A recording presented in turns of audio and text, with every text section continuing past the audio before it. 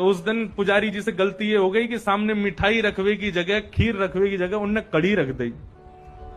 कड़ी रख दी, कड़ी के पीछे चावल रख दिए, चावल के पीछे मिष्ठान रखा और सब सजा दिए सामने।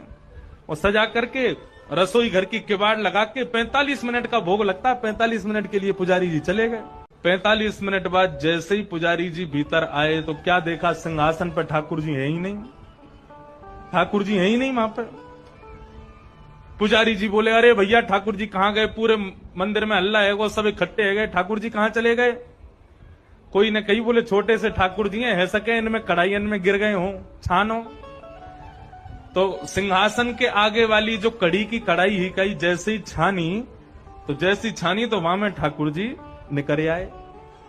अब तो महाराज पुजारी जी बड़े जोर से हंसे, बोले अरे लाल जी को कड़ी इतनी भा गई, इतनी बढ़िया लगी कड़ी की वहां में कूद ही गए। अब तो भैया रोज कड़ी बनेगी ठाकुर जी के काज।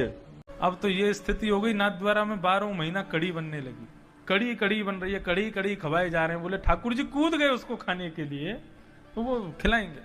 पुजारी जी एक दिन रात्रि सोए थे, ठाकुर जी रोने लगे स्वप्न में आके।